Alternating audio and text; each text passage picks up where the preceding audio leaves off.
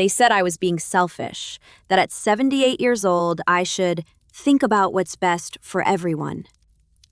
My children stood in my living room, the same living room where I'd raised them, where their father had read them bedtime stories, where we'd celebrated every Christmas for 53 years. And they told me I was the problem. All because I wouldn't abandon a 16-year-old cat. You want to know why I refused to leave, Captain Mitchell? Why I was still inside when my son set my house on fire? Everyone thinks this story is about a stubborn old woman who loves her cat too much. But that's not where this fire started. The real fire started 2 years ago, the day my husband's will was read. The day my children discovered they couldn't have their inheritance until I was gone. And the day they decided to make that happen sooner rather than later. If you've ever been seen as an obstacle instead of a person, you'll understand this story. Subscribe and let me know in the comments where you're watching from.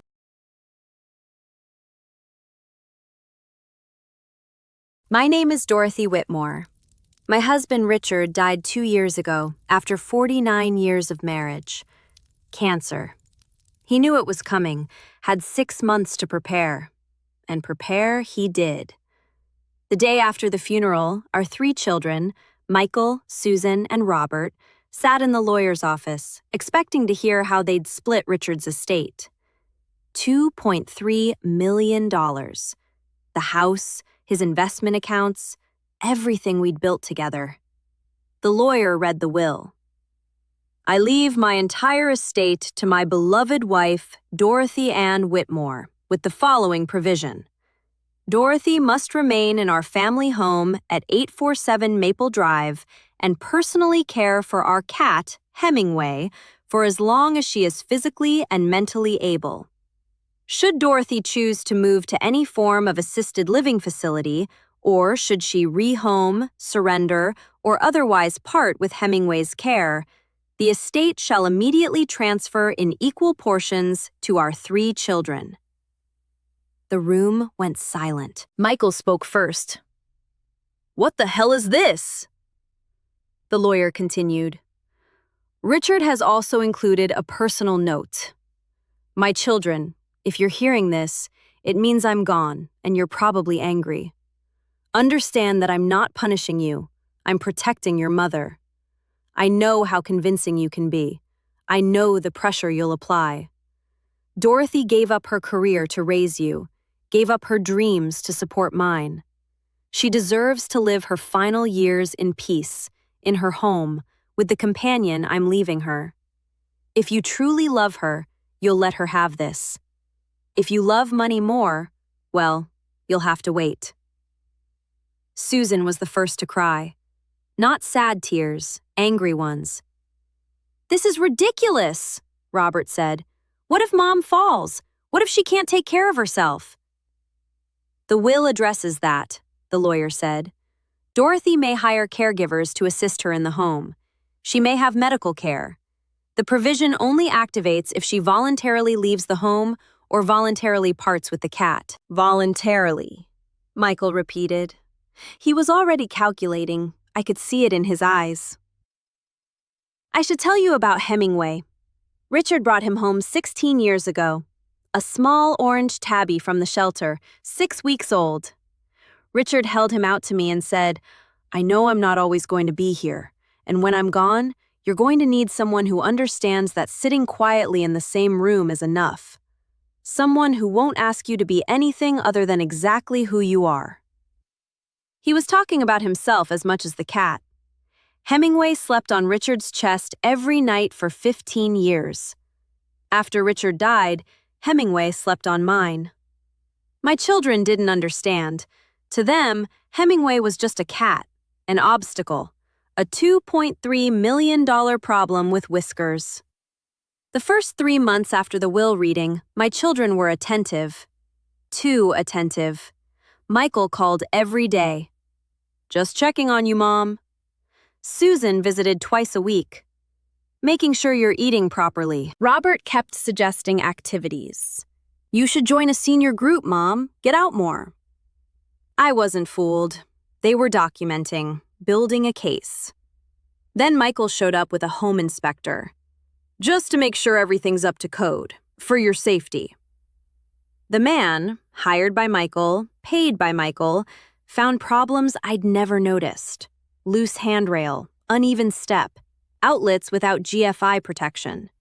His report concluded the property presented significant risks for elderly occupant.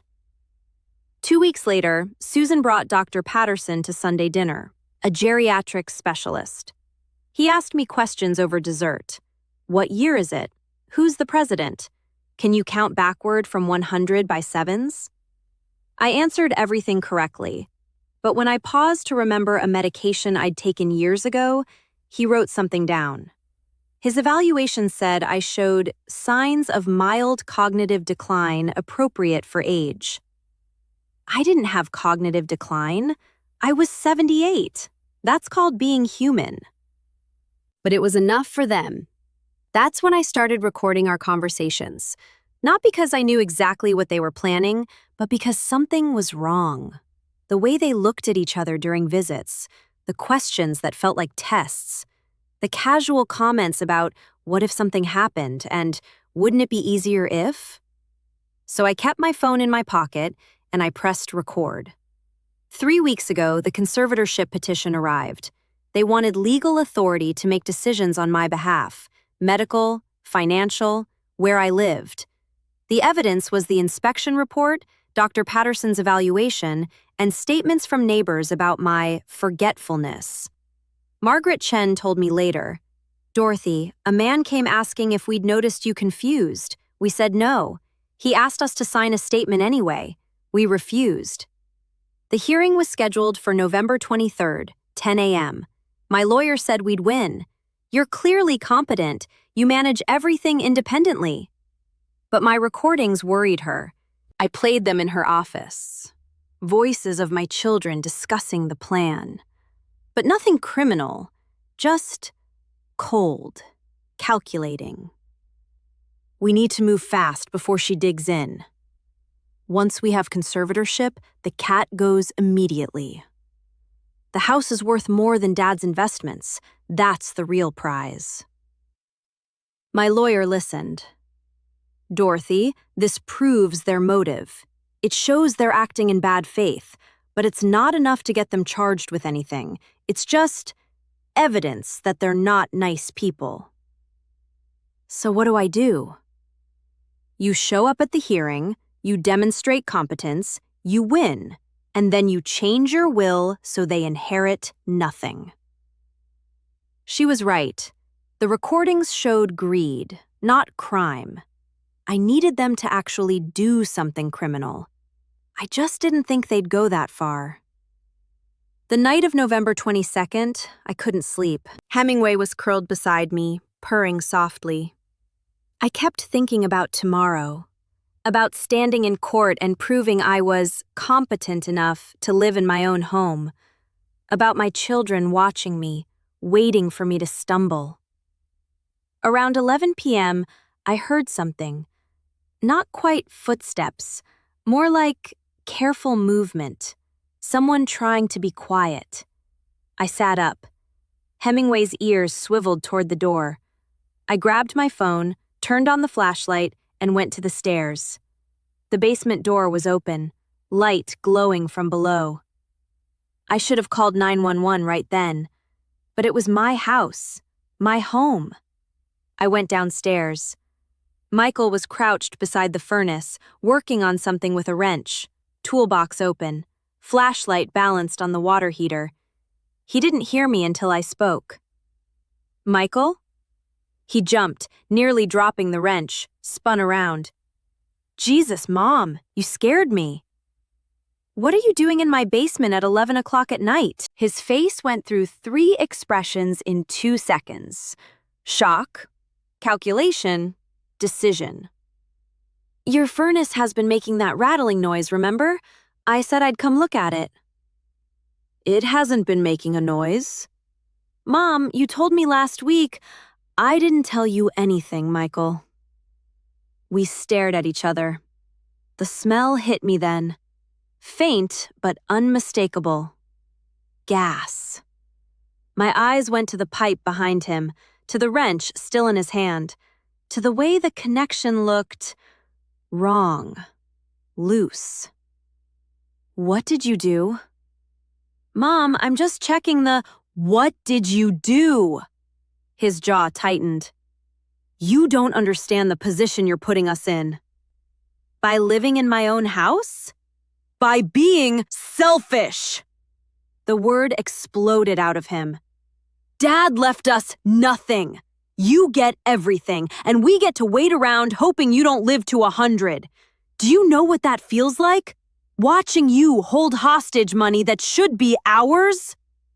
It's not your money. It's mine. It's ours. We're his children. We deserve— You deserve nothing, I said quietly. Your father knew exactly what you'd do. And here you are, tampering with the gas line so you can tell the judge tomorrow that I had an incident, that the house is unsafe. His face went pale. I'm just— You're creating evidence.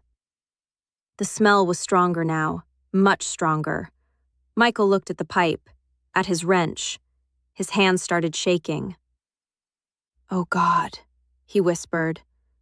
I just loosened it a little, just enough to make it leak overnight. I was going to come back in the morning and discover it before the hearing. Michael, we need to leave, now. I can fix it. The pilot light is right there. I can fix it! He grabbed the pipe, tried to tighten it, but his hands were shaking too badly, and the wrench slipped, and the connection came completely loose. The hiss was immediate, loud, wrong. Gas pouring into the basement. Michael's eyes went wide. No, no, no, no! I grabbed his arm. Run! We both lunged for the stairs. We made it maybe 3 steps. The air ignited. Not an explosion, more like the entire basement inhaling and then breathing out fire. A whoomp that knocked us forward, sent us sprawling on the stairs. Heat. Immediate, overwhelming heat. Michael scrambled up, clawing his way toward the first floor. I followed, but smoke was already filling the stairwell. Thick, black, choking. I slammed the basement door behind us. It was already hot to the touch. Michael was at the front door. Mom, come on! But I couldn't leave. Hemingway! Mom, it's a cat! I'm not leaving him! I ran for the stairs. Michael grabbed my arm, his grip bruising. You're going to die for a cat! I yanked free with strength I didn't know I had. You did this. You did this. Now get out of my house before I let you burn with it. The look on his face, pure shock, like he'd never seen me before. I didn't wait. I ran up the stairs. The second floor was filling with smoke, gray tendrils curling along the ceiling, reaching down like fingers. I dropped to my knees, crawled toward the bedroom. The carpet was hot under my hands. Hemingway! I heard him meowing, terrified, under the bed. I shoved my arm underneath, felt his fur, grabbed him. He dug his claws into my arm so hard I gasped, but I held on, pulled him out, pressed him against my chest. Behind me, the hallway was glowing orange. The fire had reached the first floor, climbing the walls, hungry. I couldn't go back the way I'd come. I stumbled to the bedroom window, threw it open. The cold November air hit my face and I gulped it in, coughing. Below, I heard sirens, voices, saw lights. Ma'am, Dorothy Whitmore! I looked down. Fire trucks, firefighters, neighbors on the lawn in their pajamas. And Michael, standing by the street. Just standing there, watching. A firefighter looked up at me. Ma'am, can you make it to the stairs? I looked behind me. The bedroom doorway was orange, flames licking the frame. No! Okay, stay at the window. We're coming to you. I pressed my back against the wall, held Hemingway tighter. He was shaking. Or I was shaking. Both of us shaking. Through the window, I could see into the kitchen. The curtains Richard and I had picked out 20 years ago were gone. Just black ash. The walls were burning. The cabinets we'd refinished together were blistering, peeling. 53 years. 53 years of memories and photographs and birthday candles and Christmas mornings and quiet Sunday afternoons reading the paper. All of it burning. Because my son valued money more than me. The ladder came up fast. A firefighter climbed to the window, reached for me. "Ma'am, I need you to hand me the cat first." "No!" "I'll hold him safe, I promise, but I need both your hands free to get down." I looked at Hemingway, at his green eyes, wide with fear, at his orange fur that Richard used to stroke while watching TV. "Please don't drop him." "I won't." I handed him over, watched the firefighter tuck him inside his coat. Then I climbed through the window. The ladder was shaky, my legs were weak, but the firefighter held my elbow, guided me down. When we reached the ground, he handed Hemingway back to me. "He's okay. You're both okay." They wrapped me in a blanket. Someone checked my breathing, gave me oxygen. Hemingway stayed pressed against me the whole time, claws embedded in the blanket. That's when Captain Mitchell approached. "Mrs. Whitmore? I'm Captain Mitchell with Station 47. Are you hurt?" "I'm fine." "Can you tell me what happened?" I looked across the lawn. Michael was talking to a police officer, his hands moving wildly, explaining, justifying. "Captain Mitchell," I said quietly, "I need to tell you something, and I need you to listen carefully, because my son is going to lie." He sat down on the curb beside me. "I'm listening." So I told him everything, and I pulled out my phone and played the recordings I'd made. The last recording was from 30 minutes ago, in my basement. Michael's voice saying, "I just loosened it a little," and "I can fix it." And the moment the gas ignited. Captain Mitchell's expression didn't change, but he called the police officer over. The court hearing happened the next morning. They didn't cancel it. I showed up in clothes borrowed from Margaret Chen, held Hemingway in a carrier, brought my lawyer, the police report, the fire marshal's preliminary findings, and my phone. Michael was already there, in handcuffs. "Your Honor," my lawyer began, "we request immediate dismissal. Michael Whitmore has been arrested for reckless endangerment, arson, and elder abuse. He has admitted to police that he was tampering with his mother's gas line to create evidence of an unsafe living situation for this hearing." Susan stood up. "Your Honor, this is a tragic accident that doesn't change." "Sit down." The judge looked at me. "Mrs. Whitmore, I'm told you have recordings?"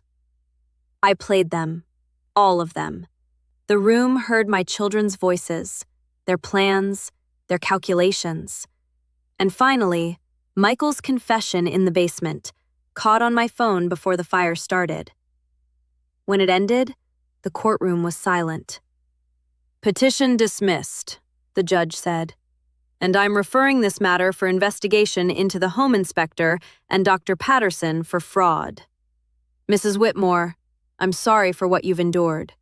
This court is adjourned." That was Dorothy Whitmore. I'm Captain Dean Mitchell, Station 47. We got the call just after 11 p.m. Structure fire, possible occupant still inside. When we arrived, her son was on the lawn saying his mother had refused to evacuate, that she'd gone back in for a cat. What he didn't say was that he'd caused the fire. I've seen people risk their lives for pets before. It happens more than you'd think. But Dorothy wasn't just saving a cat. She was refusing to let her children take the last thing her husband gave her. After we got her down, after the paramedics checked her out, Dorothy sat on the curb and watched her house burn. She wasn't crying. She was just watching. I sat with her for a few minutes, asked if there was anyone I could call. No, she said quietly. There's no one. Then she looked at me. That was my home for 53 years. Every room has a memory. Richard proposed to me in the kitchen. We brought all 3 babies home to that nursery. He died in the bedroom upstairs. She paused. And now it's gone. I'm sorry, I said. Don't be. She looked down at Hemingway in her lap. It was just a building, brick and wood. What mattered was already gone when Richard died. The house was just what was left. She stroked the cat's head. But this was Richard's last gift, and I wasn't going to let them take it. In 18 years as a firefighter, I've learned something. Fires don't just destroy. They reveal. They strip away everything that doesn't matter and show you what's really there. Dorothy's house is gone, can't be rebuilt, foundations compromised, structures unsound, but she didn't move to Sunset Meadows Senior Living. She bought a small condo across town, ground floor, modern safety features, and a strict no children allowed policy for visitors. Hemingway has his own sunny window, Dorothy has her independence, and Michael has a court date. Sometimes the real danger isn't the fire you can see, it's the one your own family is trying to start. If someone in your life is trying to convince you that you're the problem, that you're not capable, that you need to give up control for your own good, trust your gut. Dorothy did. And that 16-year-old cat is still sleeping on her chest every night. Stay safe out there.